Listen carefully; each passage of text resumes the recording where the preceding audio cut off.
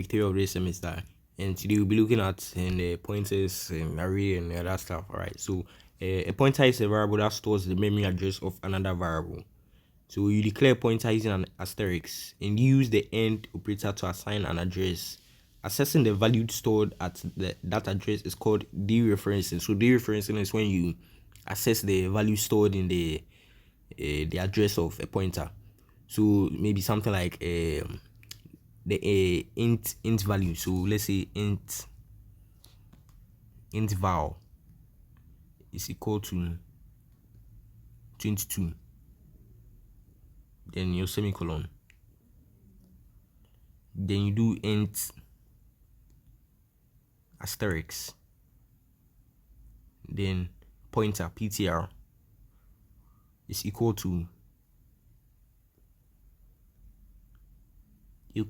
end val. So right now what we've done is we use the operator sign to assign an address. So we use the end to assign the address val.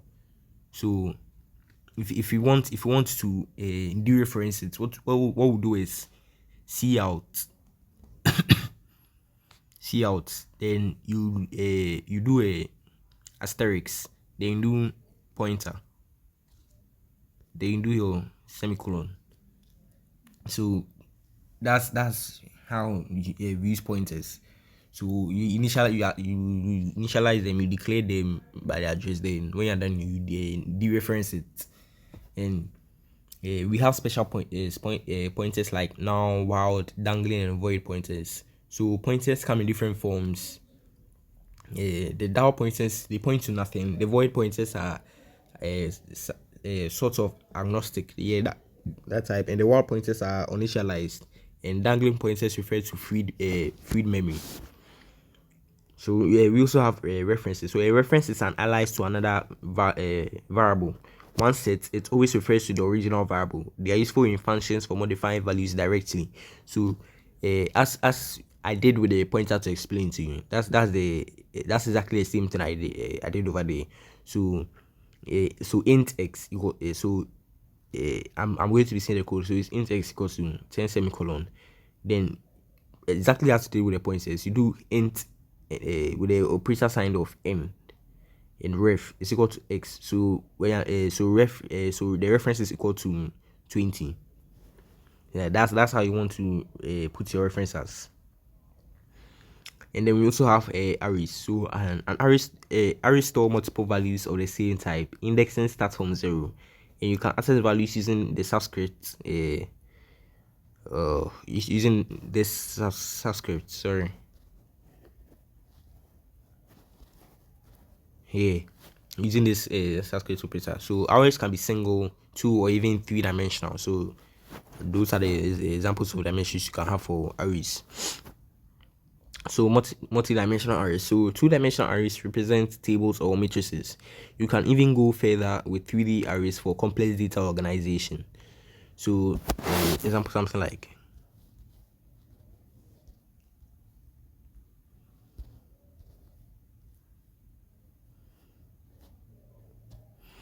then you come again, then your semicolon, then so when you put slashes like this, yeah, it's not actually part of the code, but it's a comment. So I'm doing the comment so that you understand, you get you can grasp what I'm trying to say. So this is a 2D array. If you want to make it 3D, maybe if you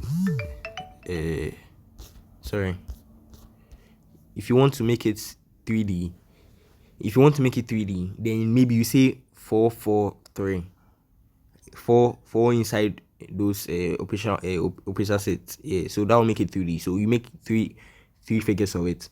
We also have structures. So structures let you get a group of variables of different types in a single unit. So members are accessed using a dot or a dot operator. They are perfect for modeling real-world entities like students or addresses. Yeah, so that's what structures are for. And we also have unions. So unions are like structures, but only one member holds a value at any time.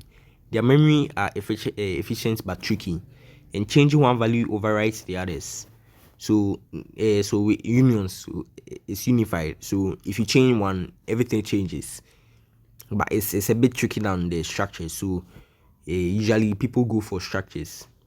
So structure, each member has its own memory safe to use all, but all members for the unions share same memory and are only valid one at a time. So so that's pretty much the difference between the structure and then the union. And we also have the enumerators. So enums define a set of named integer constants, and they improve code readability by replacing numbers with meaningful names like red, green, blue. So you can do enum class color red in the brackets red, comma green, comma blue, and then the enum red is equal to 1 and green is equal to 2. So maybe you want to reference the number 10 as black. So now black is 10 or 10 is black, however you want to put it in your way. And so that'll be all for the week 3, and thank you.